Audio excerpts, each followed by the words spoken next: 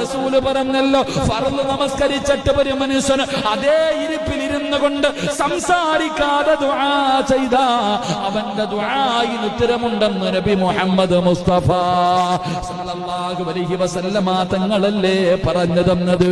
അതുകൊണ്ട് അവിടെ ഇരുന്നു കൊണ്ട് ദുആ ചെയ്യൂ.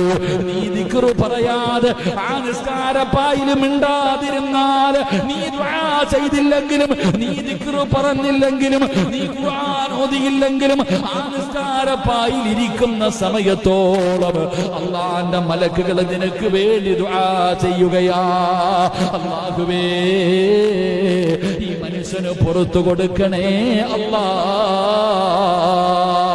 ഒരു 10 മിനിറ്റ് ഇരുന്നാൽ നീ ഒന്നും ചെയ്യാതെ ദിക്റ് പറയാതെ നീ ചുമ്മാതെ നിസ്കാരപ്പായിലിരുന്നാലും അല്ലാഹുവിന്റെ മലക്കുകൾ നിനക്ക് വേണ്ടി ദുആ ചെയ്യുകയാണ്.